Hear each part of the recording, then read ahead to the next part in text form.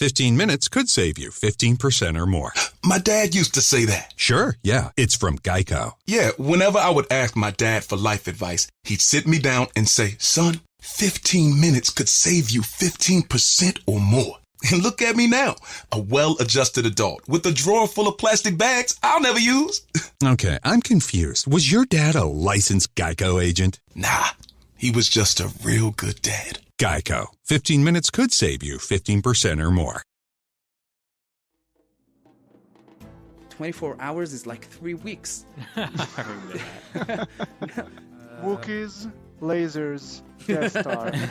So slugs up your butt is bad. Is that what we've gleaned from this?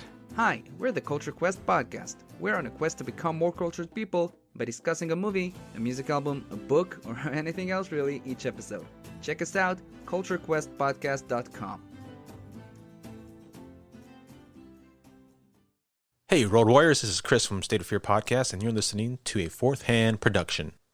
Yeah, make sure you stay on the mic. Oh. Okay, yeah, don't look at me. Don't look at you. Don't fucking look at me. I don't look at Don't you. fucking look at me. I don't like you anyway.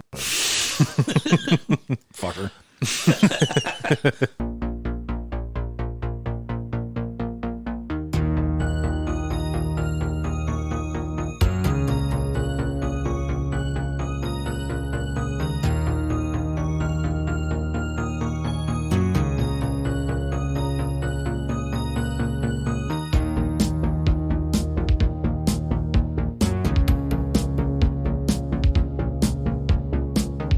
And so, yeah, and they're banging in the pool. There's fucking orgy going on in the pool. Gotta clean the pool. Yeah.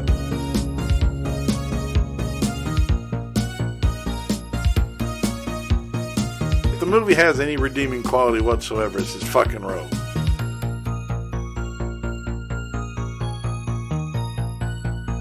Crapulé. Crapulé. Crapulé. This whole story yes. is crapulé. Hey guys, welcome back to What the Suck, episode number 4 for season 3.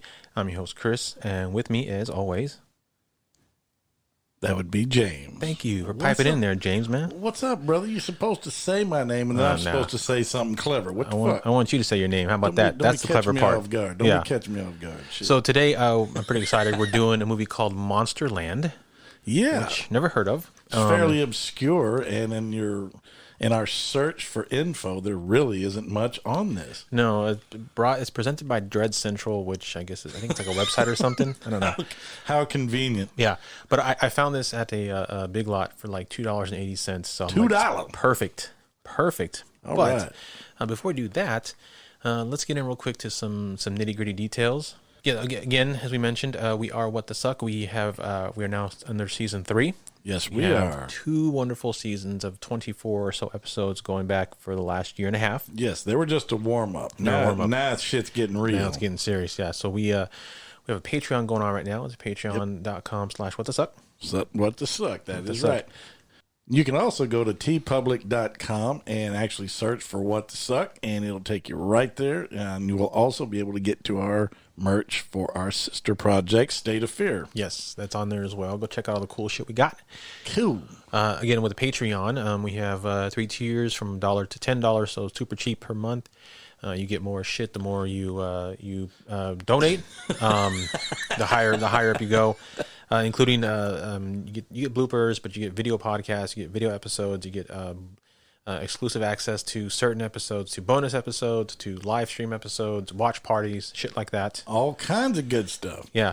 We also have a contest going on, 2 contests actually. We have one grand prize contest where you can win a copy of every single movie we review this season. Yes. That will be drawn at the end of the season. We'll draw one lucky name. And we will announce that winner at the end of the finale, I believe. No, we'll announce it like a week later. A week later? Yeah. So, because that gives people time to review that episode if they need to. Indeed. Yeah. So a week after the last episode drops, we'll pull a name, and that's when the winner will be announced, and they will get a copy of all the movies we watched, as well as like a little goodie bag that goes inside there as well. Yeah, we'll hook you up real nice. Yeah. And then we also have a September, for this month only, drawing. Yes. We are giving away a pop vinyl David from Lost Boys, number 615, which is him eating the Chinese food. Yep. From the movie. And how do you get entered into any of these drawings? Well, you have to give us a review.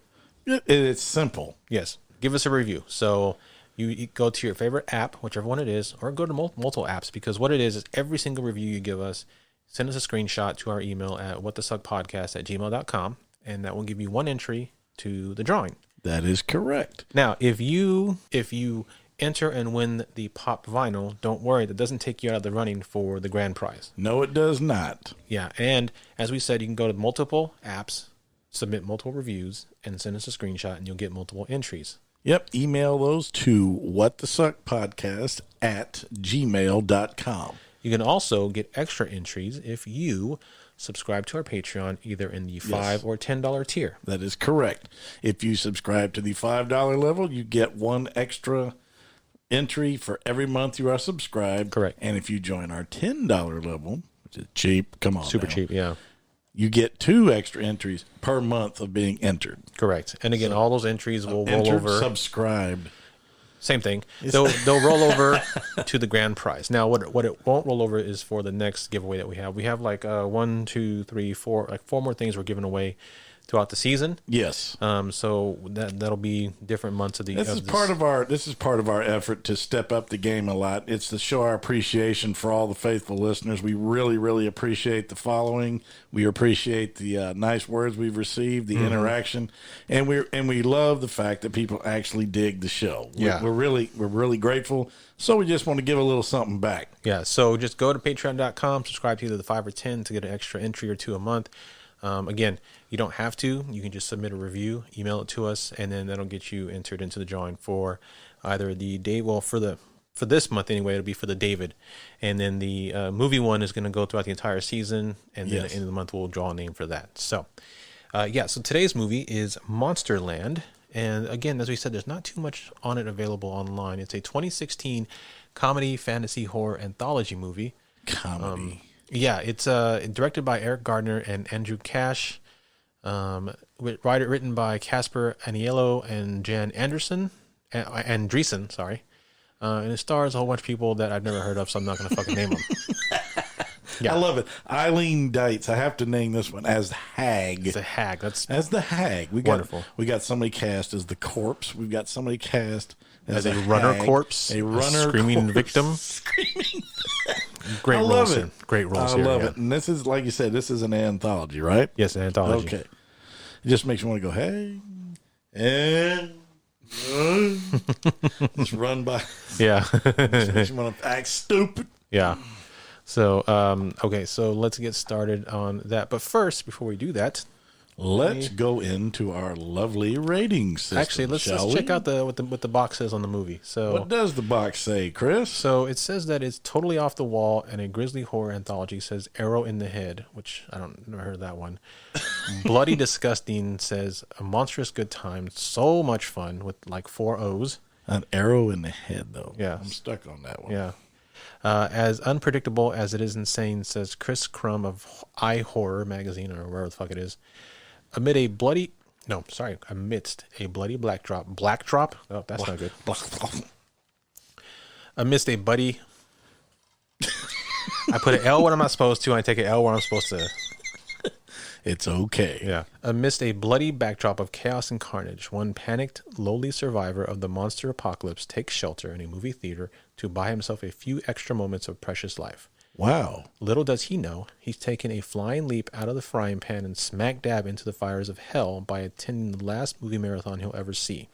Welcome Fantastic. to Monsterland. Excellent. A terrifying place where savage beasts, carnivorous creatures, and grotesque abominations are the new normal, and the human race is now at the bottom of the food chain. Ugh, new normal. Sounds like fun.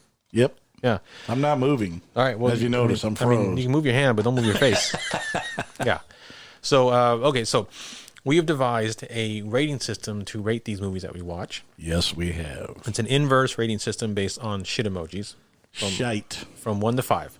So 1 out of 5 shit emojis. These are movies that are considered new classics and will be the ones you watch over and over. They're the ones that are the best of the worst, and they're so bad that they are good. You will get countless hours of enjoyment out of these. Yes. The 2 out of bad. The 2 out of 5 shit emojis are almost as bad as the ones, but not enough where it counts. Watch these only with friends who really enjoy shitty movies, and the ones in this category are best watched with a group who like to riff or play a drinking game. Which is about the category that we like the most because it's the funnest. This is how we came up with this whole thing in the first place. We love, I mean, there are tons of podcasts out there, great shows. I'm not saying they're not, but there are a lot of shows that rate and review good horror. Right. And they're great. They're fantastic, but we wanted to do something completely off the wall. I've never heard of anybody who did crappy horror movies. So, we decided to run with it because we used to get plastered and watch these damn things and shred them. It was a lot of fun. Hell yeah, it was a blast. 3 out of 5 shit emojis are the ones you will watch, but only if you have nothing better to do. But be prepared to drink heavily while watching it. Although, many of these, alcohol may not be enough, and you may want to resort to some sticky icky. That's right, man. Hit that blunt full of skunk. That's right. It might help it ease the pain. The 4 out of 5 ones are the ones that are so strange that you may not want to watch them more than once, but at least you want to share your misery, so you invite some friends over, especially those who have wronged you, and you want to make them suffer. You bastards. Now, here we go. The worst. The last category. 5 out of 5. Fica de la Matter. The worst of the worst. These are the ones you'll bring out only on special occasions. So let's say that your friends are not adhering to social distancing, or that you're stuck in an apartment with your ex because they moved out and they won't leave, even though it ended 4 months ago. I'll tell you what, They moved. They won't move out. Sorry, they won't move out. They will not move out. Will not move out, and it ended 4 months ago. Well, show them one of these movies, and you will have them running, screaming from the building. Or just hit them over the head with a tack hammer and throw them out the window. Or just use the DVD case and smack them over the head with DVD That's case. it. There you go. But when you're done watching it, you're going to want to forget you ever even heard of it. So it needs to be erased from your memory, possibly by blunt force trauma. Of course, that's my favorite. Yeah. So, that's 1 through 5. Now, having said that, even with the 5s, there are movies you're going to want to watch once. Sure. At least watch it once. Yeah, absolutely. All these movies were made somewhat by love or with love, so they deserve to be watched. Somewhat by love? Somewhat. Yeah. I like that, letting the air out of it. Yeah. Because people did. They worked hard on these. Yep. Whether, well, I don't know about hard. Or whether the effort is actually shown or not. Somebody took time to put these together in hopes that they would get, somebody to watch it. Yeah. So, give them some love. Check it out. Yeah. So anyway, why don't we go ahead and get into the review, James? Let's do it, brother.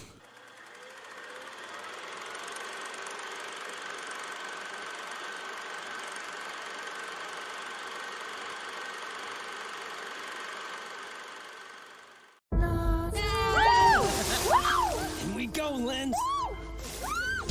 Hey, you guys hear that? Something's wrong.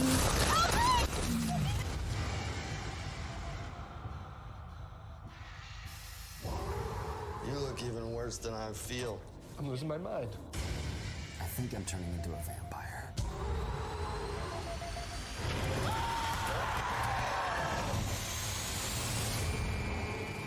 What were you expecting, a grasshopper with a top hat?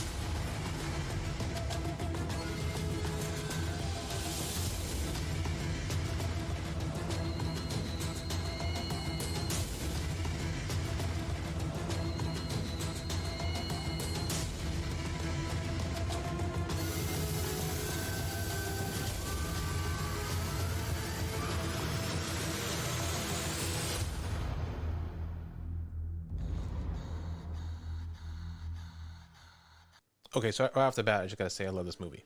Oh man, absolutely, it was great. It was horror in the loosest sense of the word. Yep, and it had like a Jack Frost level humor to it. Yeah.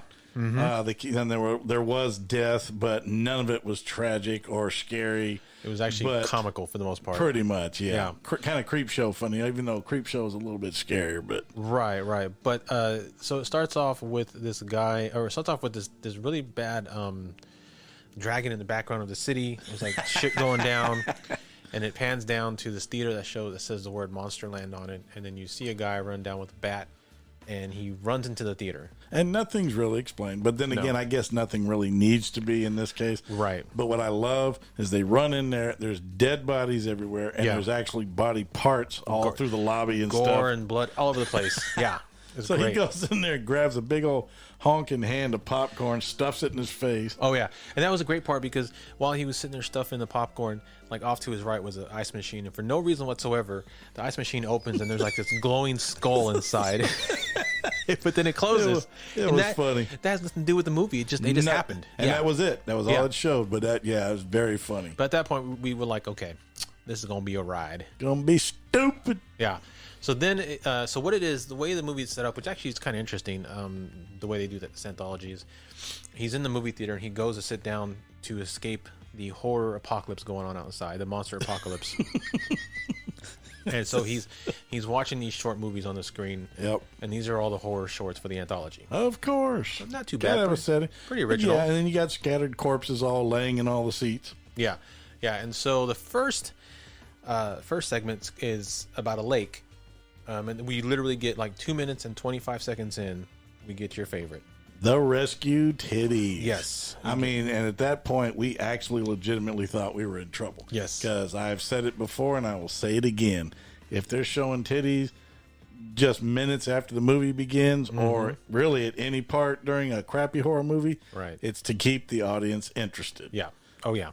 If they can manage. If they can manage. And yeah, so. Gotta be good ones. Can't be no fried egg shit. Gotta be. Look. And we'll get to the worst rescue titties later on. So, but yeah, so 3 couples go to this lake. 2 of the girls strip down to go skinny dipping, and while they're in the water, actually it's 5 people that go in the water because one ends up like coming up at, later on to scare them under the water. Yeah. And so while that's happening, all of a sudden, the boyfriend of one is trying to get the other one like scared or something, and so he goes down underneath to scare her, but she ends up kicking him in the nose, and I love it too. Good kick. And starting to he starts to bleed or whatever. I guess that's what draws the creature. So we never see this creature that's in here. So all he does is, what the fuck, man? And he backs up and he swims away from the group out toward like the middle of the river or the lake or whatever the hell they're in. Yeah. And he just vanishes and becomes this bubbling pool of. He looks like who's that kid? Alex Kittner. You know, when he was killed in Jaws, all you see is blood bubbling up out of the water. Yeah. You don't actually see his body getting killed, but you know he's dead because there's blood flying. But in succession, this thing takes out like 4 people, so automatically we get kill 1, kill 2, kill 3, kill 4. And all about real that quick. Fast. Yeah. Absolutely. I mean, literally, because it takes one and boom, boom, boom, another one, and then it actually ends up taking. There's 2 girls left, and they're not even trying to leave the lake. They're just in the lake, sitting there like idiots. Yeah, you know, like another Jaws reference. You know, if everybody knows, I've used this reference before. The lady who's standing in the surf when they're screaming shark, and she's the one holding her baby and just screaming. Right. You're like. You know, that's who you want the shark to get. Yes. You know, but in this case, they just stand there, they do nothing, and they eventually get whacked, both of them. And then, so the other 2 are just sitting there in the water, not doing anything, and all of a sudden, kill 5. The last one gets taken, and then the very final one, who's just sitting there screaming with blood all over her, finally gets pulled down. Kill 6. That's right. So, this first segment, very short. I mean, it was maybe 5 minutes, if that. If that. Yeah, I mean, it was really short. But it gave us the 2 things we look forward to the most. Yes. It gave us rescue titties. Rescue titties and instant death. 6 deaths. Yes. Like within 30 seconds of each other. Score! Now, I mean, they weren't technically off screen because they were underwater. But that counts as a death. They're dragged down. Right. You see them get attacked. Blood and stuff. You see blood. You see death. That counts. Yes. If it happens off screen, you hear a swoosh. Yeah. And they turn around and the person's gone and you never see them again. That doesn't count death to us. Right. No, we it's not we death. know they're dead technically by the script, but it doesn't count in our book. So fuck them. Yeah. So the next segment's called The Gray Matter, and it has to do with a guy who wakes up in the middle of an alley, covered in blood, and he gets up, staggers home, and discovers he has a huge hole in the back of his head. Hey, no, when I said it's huge, he's not joking. It's This, like a this baseball hole is size. like a baseball came out of his freaking head. Yeah. And so he imagines so weird. He imagines himself going to the doctor and talk to him about it, but then he realizes, oh, I don't have health insurance, so this is imaginary. So what he does instead is just take some gauze and just wraps his head up. Yeah, thank you, Obamacare. And then puts a hat on and goes to work with a fucking hat on and the fucking head bandage, and it's all bloody. And nobody notices or says anything. Going back to your comment, it's not Obamacare. He had the option to get it, but he denied it because he wanted an extra $1,500 a year. That's true. He was a cheap fucker. So it's his fault. It's not Obamacare. He had opportunity. So then he's at work, and there's this coworker that he fantasizes about, and he meets her in the copy room, and they're talking, and he actually works up the nerve to ask her out. Or actually to get her number. So she gives him his number. Yep. And so, and while it's going on, he's also hearing these weird voice in his head. And you said it sounds like Louis Armstrong. Like Louis Armstrong. Yeah. It does. And so, well, between Louis Armstrong and like a Skid Row bum.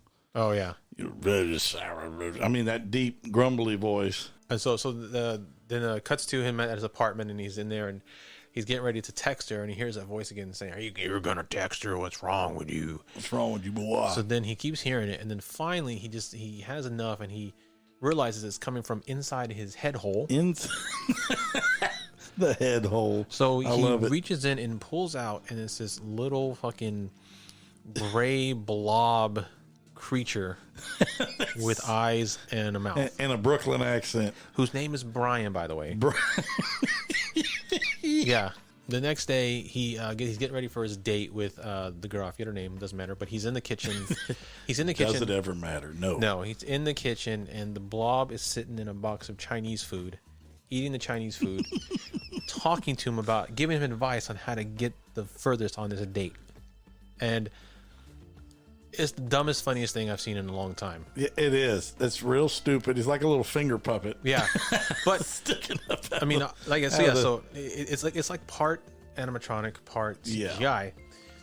The close up of the creature's face is definitely a puppet, but the animatronics are actually pretty good. Yeah, for the creature, he's about the most interesting thing about this whole segment, actually, because there's really nothing else going on. No, there's no death. So what ends up happening is he goes out with the girl, and then they go back to his place, and he brings out wine, and he starts to give her a massage, and then he really wants to get with her, but the slug is telling him to eat her. So he starts fucking slobbering. Yeah. On her head while he's doing a massage. So he's like getting ready, and so he goes down there, and for some reason I don't know what the hell. It cuts away. It cuts away. Yeah. And next day, she's in the. Next day, he shows up at work. He doesn't have the bandage over his head anymore. Yep. Instead, he's just wearing a hat, but takes the hat off, and then he's perfectly healed. Yeah. The gaping. No, he's not healed, because you can see the back of his head is still bloody. It just doesn't show the hole anymore. Huh. Yeah, the back of his head is pure blood. I didn't see the back of his head. Yeah, watch when he turns, and when he turns his head, you'll see there's like blood all over the back of his hair. And I just fucking watched this thing, and I completely missed it. And I was looking at him. Yeah, but what happens is she shows up, and now she has the bandage on her head, which means that he has transferred the slug Brian. See the blood? He has transferred. There it is. Okay. He has transferred the slug Brian to her, and then, but she's fine still. That's nasty. So I guess it's more like a grub hole. Yeah, there you go, a grub hole. Yeah, like what you'd find on a farm animal and stuff. So he starts to gag and cough. And then that's pretty much the end. He opens his hand, and he's got a chunk of her hair and like a hair barrette and part of her skin from the back of her head. But they're gonna go out the next day, and that's it. Yeah, they're gonna go out again. Yeah. So then that's the end of that one, and that one kind of sucked. But now we move on to the one which I compared lightly to Twilight Zone. Yeah, kind of the segment with the young boy with the crazy imagination, but. Not quite that different. Anyway, his dad, who looks like fat-ass Captain Kangaroo, comes walking in the fucking house with a radioactive briefcase. Yeah, this whole family looks like the fucking Augustus Gloop family from Willy Wonka. And, by the way, there's absolutely no dialogue in this entire short. No, there's not. Yeah. And the kid wants to get a hold. Looking for a brew unique to you? Find it at Kroger. Discover distinctly different chameleon organic ground coffee With flavors like Guatemala and Dark and Handsome, they're so organic, so sustainable, and so good. Visit Kroger today to get yours. The dad's a radioactive suitcase because he imagined himself as a scientist making shit. Now it does. The red shit, I said it looked like the clump youth formula. Right. And then he's got another vial of some other crap. So he mixes them together. In his rat water bowl. And doesn't even, or food bowl. It's food bowl. What a little bastard. First of all, what if it just poisoned him and killed the rat? But nope, it doesn't kill the rat. The rat ends up becoming, what do you call it? Super strong, radioactive rat. Thank you. Yeah. Escapes from the cage. So the kid doesn't grow though. No, that's what's cool about it. He stays growing the same green, size, but he's flashing green, like and he pulses, and you can hear him. He sounds like a nuclear reactor running around. It's hilarious. And so he's chasing the rat around, and it's going all over the apartment. And then the rat ends up in the kitchen, and you see him whooping the off screen, whooping the shit out of the cat that they have. Now I love cats, but and I hate when they kill pets. But this particular was slapsticky and funny. Yeah, because you can hear the mouse in there. Whooping that cat's ass. And when he comes to the kitchen, all of a sudden that cat is flung against the fridge door, flat as shit. And there's blood all over the fridge. Oh, shit. All over the floor. Oh, man. The kid looks back and he sees his mom getting up to go into the kitchen to get more beans because she's making fucking pork and beans. And he freaks out, so he picks up the cat, throws it. It lands in the pot of beans. Yeah. Okay? And so his mom comes in to get more beans, doesn't see the blood. Okay? Doesn't see a damn thing. And she doesn't say shit for one. No, there's no dialogue at all. And I'm going to make another point real quick. Throughout this film, I've compared it to like what an ASMR video is like. Because all the sound in this movie is very intentional, I guess. It's very clear, very crisp. The Foley artist had a good time making all of the sound effects very HD, very high def. Hilarious. Yeah. And especially this one, because this one has no dialogue. So everything is done with sound effects and sound, and that's it. But so the mom is getting ready to leave, and then she hears a noise in the cupboard. She goes to look, doesn't see anything, walks back out, and all of a sudden, then the mouse for some reason decides to start attacking the family. And it's like Monty Python mouse, because this fucker can fly. Yeah, he can fly, he can jump. He jumps up, he grabs the dad by the throat. Yeah. It's fucking hilarious. And so the first kill happens when he knocks the dad over, and the dad almost falls onto this overturned stool. Yeah. But he's sitting there just above it, safe at the time, safe. And actually, no, that's not the first kill because he's still alive. But what happens is, while that's going on, there's a knock at the door. Yep. And he goes to answer, and there's two Mormons. And when the Mormons see what's going on, because the dad is actually, so the mom fell over on the dad, pierced his chest with the stool, and he still has it on. And so when he opens the door, the Mormons look in and they see all this shit going on, and they're getting ready. One freaks out and runs. The other one pulls out his Bible and starts trying to read a Bible verse. Whatever. I mean, it's fucking hilarious. The rat jumps and lands in the guy's mouth. The dad has the stool still in his neck. Yeah. And there's a hole in the stool, and the mouse jumps in the hole. You're going the stool. too far ahead. They're going too far ahead. So the mouse jumps into one of the Mormon's mouths, goes down his throat, and then all of a sudden his intestines start to burst out, and then at that point, we have kill 7. Yep. So he's dead. Yep. And so the mouse then runs back to, as you said, the guy and jumps through the hole in the stool and takes dad out. And he knocks dad backwards, which knocks him into mom. They both knock against this dresser or whatever, or cabinet in the room. The cabinet falls on them, and at that point we have kill 8 and kill 9 because they both died at the same time. Smashes them flat. Yeah. Juices them like a damn tomato. And then we're treated to a super hilarious scene where the mouse's face is right up against the camera, and there's fire going on in the background. Hell rat, yeah. I love it. And that scene of that one. We were laughing. It was great. We were laughing during the whole damn thing because it was so stupid, but so funny, so damn funny, but stupid as hell. So that was the rat one, which, again, no dialogue, but it was pretty damn funny. So our next one is the hag. The hag. And this one's pretty simple. The husband keeps seeing his wife wake up. She sleepwalks. She keeps saying the same thing. She comes in your sleep. She comes in your sleep. She comes in your sleep. And then they go to this therapist to talk about it. And then the next night, He wakes up. He can't move. He's got sleep paralysis. Yep. And he looks at the foot of his bed and he sees the head of the old hag. Yep. At the foot of his bed. Which would suck. Yeah. In real life, that would suck because the hag is actually a real thing. Right. They talk about this witch or something that can sit on your chest. And it's one of the reasons you can't, sometimes people experience that. They have reported having something on their chest or something like that they could actually see. The old hag syndrome. That would be scary as shit. Yeah. But this wasn't. No. This was not. So then the next night, they go out to dinner, they have a good time, whatever, and they go home, and then he wakes up, and again, she's not there, so he walks into the bathroom, and he realizes that, or he thinks he sees someone, but then he goes back to bed, and she's there, so he lays back down. A little while later, he wakes back up, she's gone again. Again. This time he looks up, and she's floating above his bed. But she has turned into the old hag. And so she falls on him and then starts to bite his jaw. Oh, God, yes. And rips his jaw off. And is sitting there shaking it like a dog. Yeah. And then, It's hilarious. But what's crazy, what's cool is that this time the old hag looks a little different because she's got these huge mouth and huge teeth with super sharp, pointy teeth in it. Yep. And it's different from last time. But it's a pretty cool effect.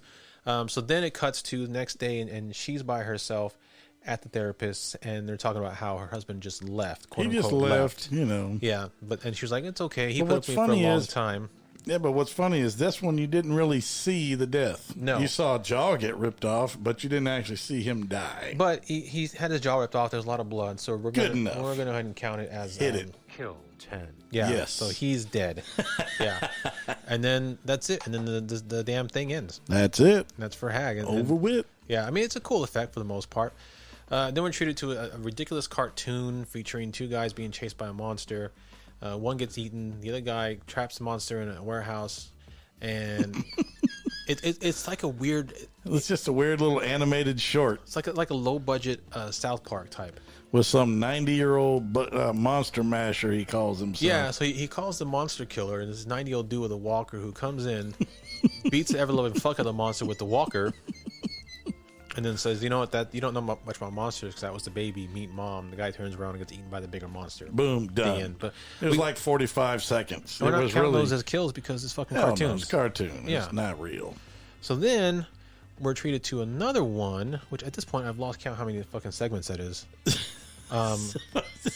With a guy who's at home drinking because he's about to get a divorce. When he gets a knock at the door, he answers, and it's some dude looking pale saying, "You're a dentist. I need you to extract my molars because I was bitten by a woman, and now I'm turning into a vampire." Yes. And so there's this very long conversation at the table talking about how he's a vampire and he needs to have him take these molars out. And then finally the guy agrees. Yeah, he wants his bicuspids yanked. Yes, his bicuspids. Fang teeth. So the doctor pulls out whatever tools he can find. Yep. Including a what did he have on his table wrench? He gets an adjustable end crescent wrench and uses that to yank the guy's teeth out. Or he yanks it out, right? And then it he grows gets back. them both out. Now, what happens is, because I think you took a break.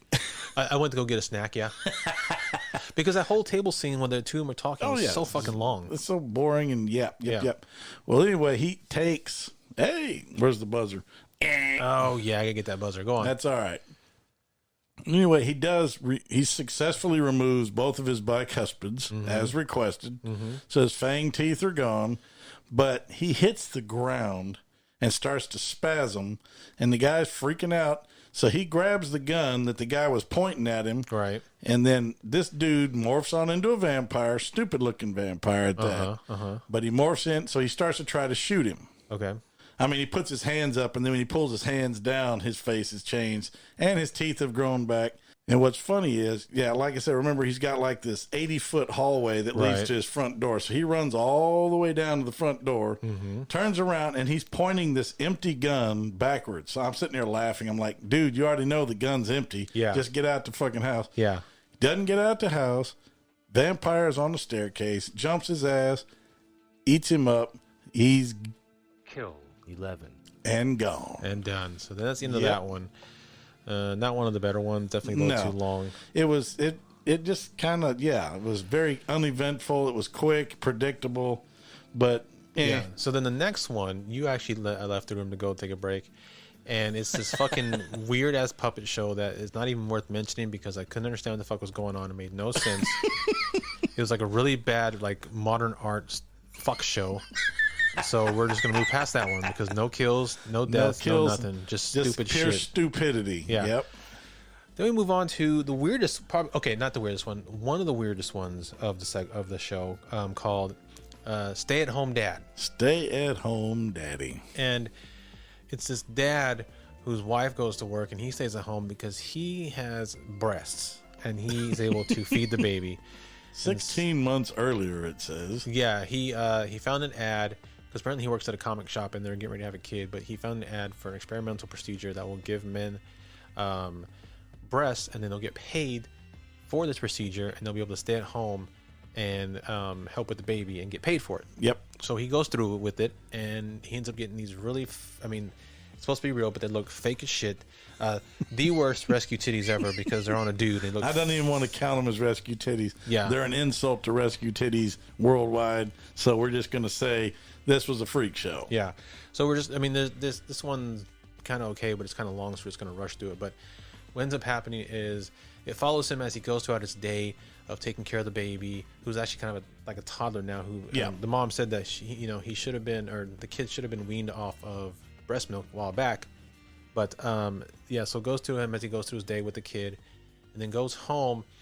Then we're introduced to this weird plot where these two burglars are gonna enter the house and burgle him. Burgle. But right before that happens, he falls asleep on the bed while watching the baby, and then he wakes up and he walks in and sees one of the guys in a mask taking his DVD player and shit. The guy drops it, jumps, and they start fighting. Drags him outside, headbutts him, and they both pass out. Yep. But while that was happening, he woke up, couldn't find the kid, went to find the kid, and that's when he ran into the guy stealing his shit. That's it. Okay, so then the other guy, the older dude, the partner, gets pissed off because it's like 2 hours later. It's fucking nighttime, and the guys in turn come back. So he goes into the house, and when he goes into the house, he opens the door, walks in, closes the door, look around. And you get this vision from above him, like a monster type vision. Yep. And he looks up, and all of a sudden, this thing attacks him and starts to bite on him and eat him. And all of a sudden, you get kill 12 because it eats him and kills him. But you don't know what it is. Don't know what it is yet. But then it cuts to the dad and the other guy on the porch. Dad wakes up, and the other guy's been eaten as well.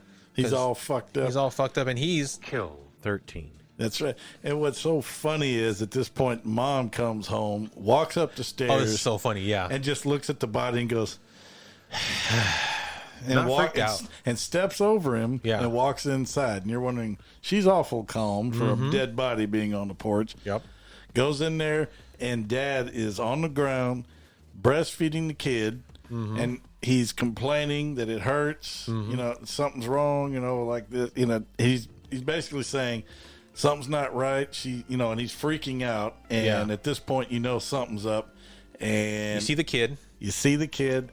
And the kid is like the squid creature from Men in Black. Yeah. And Mom's face is all fucked up. She looks like, what's that, Blackbeard? Davy Jones from Davy Jones. Yeah, there you go. Davy Jones from Pirates of the Caribbean. Yeah, pretty much. She's got like tentacles down her face, or whatever. And then she talks to the little baby and says, "You know what we're gonna do now?" And the baby goes, "Eat Daddy." So turn around, Daddy's laying on the ground. He's all fucked up already. They kill him. Well, they go after him, but it's off screen, so we don't count it. We don't count it. It doesn't deserve it. But it obviously show him being killed. But obviously, Daddy's he's taken out. Yeah. End of segment. So then we move on to the final segment, which is the centerpiece. That's, I guess, the centerpiece of this whole movie, in which starts off with a Russian and an Iranian. And this is not a walk into a bar joke. No, definitely not. No. So it starts off with them in a boat. They're looking for an H-bomb that was dropped off the coast of Savannah, Georgia in 1958. Yep. And that is actually a true story. Yes. So the bomb part. The Iranian goes down and finds it, but then he kicks open this thing that unleashes all the uranium or whatever, and he's attacked by some jellyfish that are in the ocean. Yep. He dies. It cuts to the next day when there's a news report talking about all these jellyfish that are walking up on shore. and you see a whole bunch of people all over the beach. Kids are blowing up jellyfish. Yep. And then the news reporter interviews one of James's relatives. Yep. Who says it's the government's It's the government's fault. It's the government's fault that they need to come and clean this shit up. And then you're treated to just a bunch of different segments of like people on the beach, and it's not really important. But you see jellyfish start to come on the beach. Yes, they start walking on the beach. One goes into a cooler. That was pretty good, though. I liked that. That was pretty funny. Another great part is there's this kid in front of this crab restaurant in a crab suit, and he's the crabs. We got crabs. No, he's saying, "Who let the crabs out?" Crabs. So then there's that, and then there's like these Guidos playing bocce ball on the beach. I mean, it's all these different characters you're introduced to. But then what happens is all of a sudden, the jellyfish have become radioactive, and they started to grow, started to evolve, and not just grow, folks. We're talking huge. And so all hell fucking breaks loose. All these jellyfish from all different sizes and shapes come on the beach. Oh, yeah. And they, like, James and I were looking like, okay, we're going to get a good kill count for this one, so let's get ready. Literally within like 30 seconds, there were so many fucking deaths that I couldn't even keep count. We lost track. So this, I'm just going to estimate number of kills in this one, and we're just going to go kill.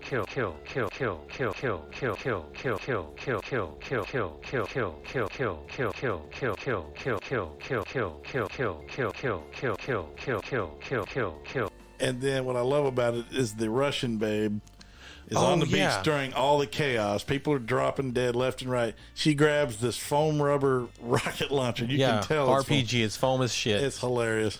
She blows one, jumps out of the water and grabs a helicopter, a news helicopter. She fires it at that one, blows it up. That's hilarious. Yeah. And then the douchebag with the bocce ball kills one with a bocce ball, but then he gets taken out. He does the DX thing, the suck it thing. Yeah. But then the mother of all jellyfish comes out of the ocean and starts chasing everybody down.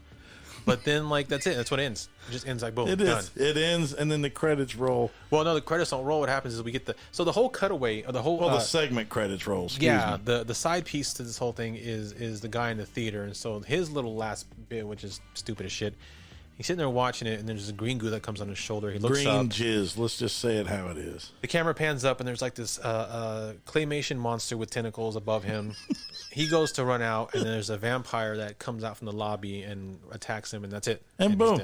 You don't see him die, so no kill count there. Nope. But literally, we probably had 30 to 40 kills in this movie, I mean, we just couldn't keep up with them. Yeah, so like looking at the kill count I wrote down, I had 13 from the other segments. There were probably at least 13 to 15 from the jellyfish one. Oh, at least. Looking like a 30 or so. Yeah. But that's it. That was the end of the movie. That was the end of the movie. I was not disappointed. No. I mean, it was actually quite good. Like I said, we got some death, but there was a lot of humor. Mm-hmm. So it was actually quite enjoyable to me. Yeah, I definitely liked it. I'm going to let you go first. So what's your rating on it? Well, I'm just going to go generic. I'm not going to go segment by segment because that'll take too damn long. Oh, hell yeah. So acting, of course, it's on par with this kind of movie. Like Jack Frost. It's all hack, it's just bullshit. The stories... The individual stories were corny but funny. Scripts were shit, but I don't care. The effects were pretty damn funny. The radioactive rat, I mean, like I said, it was so poor, it was hilarious. Yeah. I'm straight up, man. This was my first one of the season. I love this one. Yeah. I didn't like it as much as Jack, but I'm still going to give this one a one turd. It is definitely one that you can watch more than once. This is one of your new classics. It's one of my new classics. Best of the worst. Just because it's best, it's just good enough. Yeah. No, I actually agree with you. This was so much damn fun to watch. And yes, it was labeled a comedy, fantasy, and then horror, which means the horror was the last one, so there wasn't that much, and there really wasn't. Most of it came from like the fact that it had to do with like monsters and supernatural creatures and shit like that. But it wasn't like scary. But it was funny as hell. It didn't take itself too seriously, it seemed. The acting was decent. The script was okay. The effects. I think the effects were appropriately bad. Good. Oh, absolutely. They were pathetic. Like if they were any better, like if they were really good, I think it would have been worse for the movie because like you would be able to tell that they were trying too hard. Yes. If it had been any worse, it would have been bad because you could tell that they weren't trying enough. So it was appropriate level of bad good on these effects. And I loved every single one of them. Very, very well put. Yeah. Even the fucking styrofoam RPG, you know. But yeah, I'm going 1 as well. This thing is fun. When I was looking up the information for it, I saw there was a part 2, so I'm hoping to get part 2 maybe. Maybe for next season. Yeah, but have to look for it. Yeah, this was a lot of fun. This was one of the first fun ones so far this season. Yes. Yeah, and our first one turd. Yeah, first one turd. All right, Matt, why don't you tell the fine folks at home about all of our shit we got going on? No problem, man. First of all, you can find our show on the fourthhand.com media network, along with our sister project, State of Fear. They're actually right next to each other on the list, along with several other very fine shows and very good people. We are on the Big Evil Facebook, of course. We are on Instagram, and we are on Twitter. We have also, as Chris has mentioned at the first of the show, we do now have a Patreon. I like to call it that. As Chris mentioned at the beginning of the show, we do now have a Patreon page. It's patreon.com/whatthesuck, all one word. We also have a TeePublic merchandise store, which I believe is teepublic.com/what-the-suck-podcast. That is correct. And that's it. Don't forget to tell them about don't forget the contest we have going on. Yep. Review contest. Give us as many reviews as you're able to do, whether on different apps or if you go to Podchaser, you can review per episode. But do as many reviews as you can. Send them in to us at the screenshot at whatthesuckpodcast@gmail.com.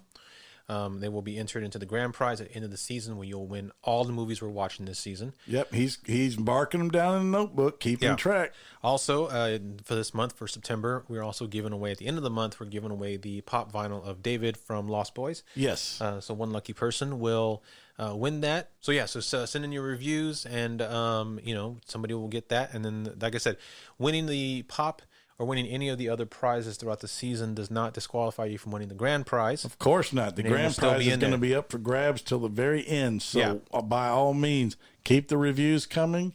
If you join our Patreon, if you join at the $5 level, you automatically get one additional entry no matter what. Yep. Every month. If you join the $10 level, you get 2 extra entries for the grand giveaway. Yeah, so go and give us those reviews, send us screenshots, and we'll get you entered for the contest.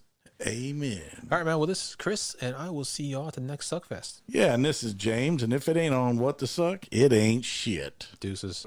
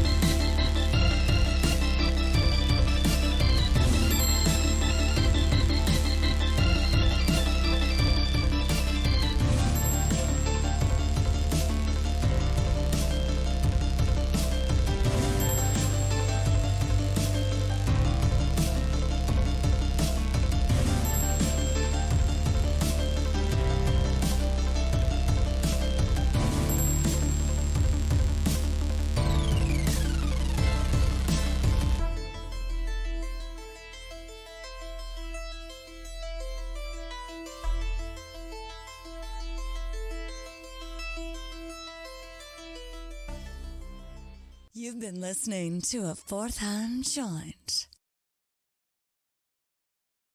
If you have loved ones that rely on your income, you need life insurance. But finding the best quote shouldn't take a lifetime. With Policy Genius, you could save 50% or more by comparing quotes from America's top insurers. First, head to policygenius.com. In minutes, Policy Genius will compare prices starting at as little as $1 a day.